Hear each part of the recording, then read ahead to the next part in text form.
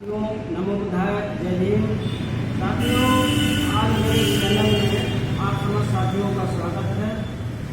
साथियों, इस देश में बड़े पैमाने में प्रोपेगेंडा किया जाता है कि इस देश में समता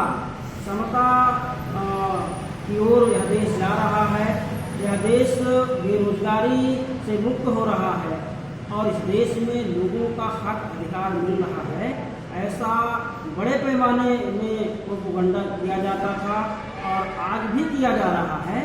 साथियों, मुझे तो ऐसा नहीं लगता है कि इस देश में लोगों का हक अधिकार सुरक्षित है या जिसको जितना होना चाहिए उतना हक अधिकार मिल रहा है या मिला हुआ है, ऐसा नहीं माना जा सकता है।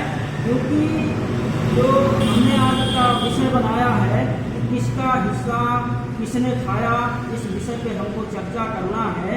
तो इस देश में जो बड़े पैमाने पे ये सब झूठी अफवाहें डाल करके गरीबों को, मजलूमों को, असहायों को भ्रमित किया जाता है और कुछ उदाहरण हैं, उन उदाहरणों से यह साबित किया जा सकता है कि देश में गरीब तबके लोगों का, मजलूमों का हक अधिकार ऊपर के लोग खा रहे हैं, ऐसा जो है देश के माध्यम से कहा जा सकता है। साथियों, सभागार लेखक प्रोफेसर रामनाथ पूर्व कुलपति की पुस्तक से देखा जा सकता है कि इस देश में किसकी कितनी भागीदारी है, किसकी कितनी संख्या है। उसके उपरांत ये राजनीतिक, शिक्षा, नौकरी, व्यापार, भूमि, ये जो है इसमें कौन कितना काबिज है और कितना होना चाहिए और उसमें कितना कौन खा लिया, ये जो है उस मतलब जो है आधार को पेश करने पे पता चलेगा कि सही क्या है और गलत क्या है। साथियों, इस देश में ब्राह्मण 3.5%, क्षत्रिय 5.5%, वैश्य 6%, गैर मुस्लिम पिछड़ा 40%, मुस्लिम अल्पसंख्यक 15%, अनुसूचित जाति और अनुसूचित जनजाति 30% इस देश में निवास कर रहे हैं। लेकिन साथियों, राजनीति में ब्राह्मण कितने प्रतिशत हैं? 43%, क्षत्रिय 15%, वैश्य 10%, गैर मुस्लिम पिछड़ा वर्ग 10%, मुस्लिम अल्पसंख्यक 3%, अनुसूचित जाति, अनुसूचित जनजाति 20%।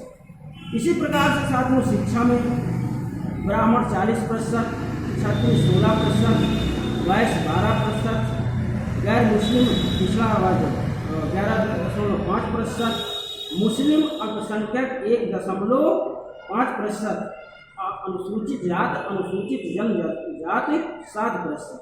साथियों, नौकरी में 64% ब्राह्मण, क्षत्रिय 10%, वैश्य 10%, गैर मुस्लिम पिछड़ा वर्ग 8%, मुस्लिम अल्पसंख्यक 19%, अनुसूचित जनजाति 7%।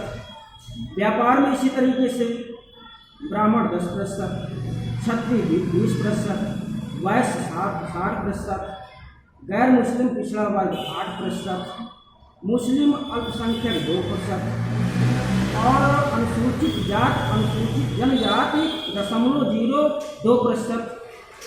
इसी प्रकार से साथियों, इस देश में भूमि पर ब्राह्मण 5%, इन्हीं 3.5% का व्यक्ति 5%, क्षत्रिय इस देश में 80%, वैश्य इस देश में भूमि पर 9% और गैर मुस्लिम पिछड़ा वर्ग 8%, मुस्लिम 1.24%, अनुसूचित जाति, अनुसूचित जनजाति 2%।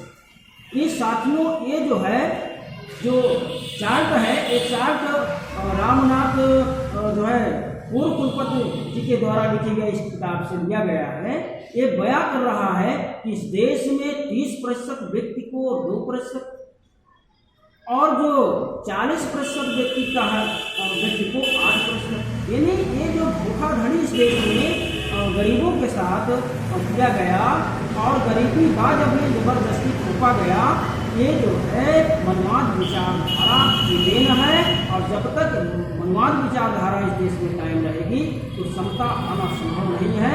और समता कब प्रस्तावित होगा, जब इस देश में जिसकी जितनी संख्या है उसी के अनुपात उसको हर क्षेत्रों में, हर टेड़ों में, हर जगह पर उनको जो है बराबर का बराबर अधिकार मिलेगा, तो उनकी तरक्की होगी, उनकी उन्नति होगी।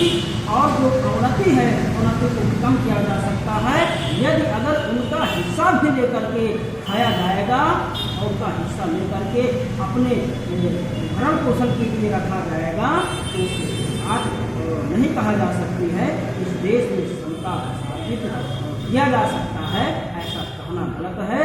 इससे हमको सब ऊपर उठ करके सोचना होगा और समस्त इस देश के लोगों को जितनी जिसकी संख्या है उसी के अनुपात उनको उपलब्ध कराना होगा, तभी इस देश के लोगों की भला हो सकता है और इस देश की तरक्की हो सकती है।